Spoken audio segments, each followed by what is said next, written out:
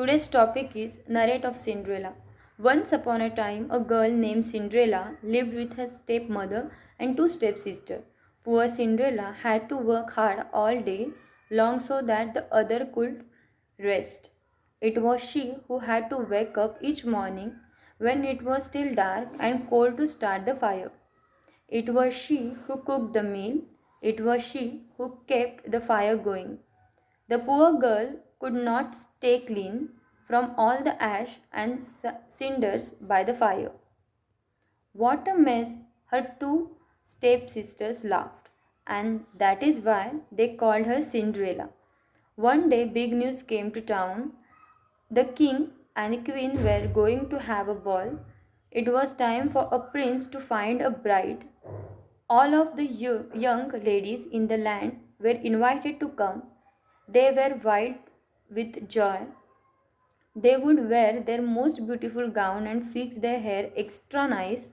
Maybe the prince would like them. At Cinderella's house, she now had extra work to do. She had to make two brand new gowns for her stepsister. Faster, shouted one stepsister. You call that dress? Screamed the other. Oh dear, said Cinderella. When can I? The stepmother marched into the room. When can you what? Well, said the girl, when will I have time to make my own dress for the ball? You? Yelled the stepmother. Who said you are going to the ball? What a laugh, said one stepsister. Such a mess. They pointed at Cinderella. All of them laughed. Cinderella said to herself, when they look at me, maybe they see a mess, but I am not that way. And if I could, I would go to the ball. Soon the time came for the stepmother and stepsisters to leave for the big party. Their fine courage came to the door. The stepmother and stepsister hopped inside and they were off. Goodbye, called Cinderella. Have a good time, but her stepmother and stepsister did not turn around to see her. Ah, me, said Cinderella sadly. The carriage rode down the street. She said aloud, I wish I could go to the ball too. Then, poof, all of the sudden, in front of her was a fairy. You called, said the fairy. Did I? Said Cinderella. Who are you? Why, your fairy godmother, of course. I know your wish, and I have come to grant it. But, said Cinderella, my wish is impossible. Excuse me, said the fairy godmother in the huff. Did I not just show up out of thin air? Yes, you did, said Cinderella. Then let me be in the one to say that what is possible or not.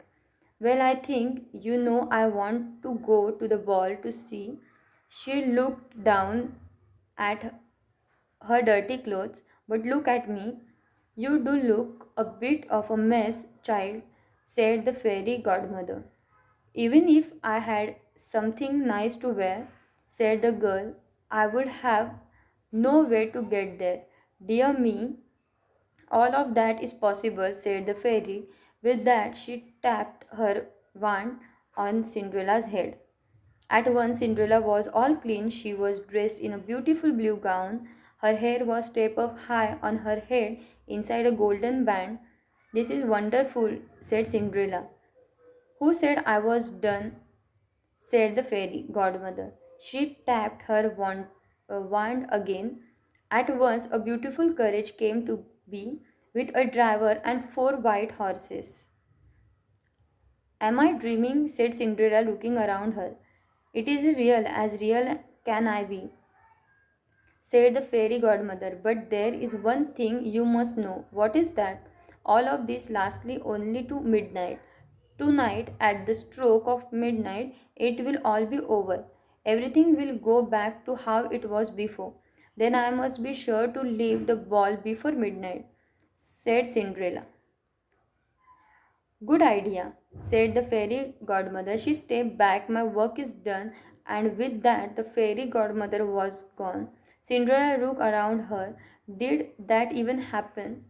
But there she stood in fine gown and with a golden band in her hair, and there were a driver 4 hours before her waiting. Coming, called the driver. She stepped into the carriage and they were off.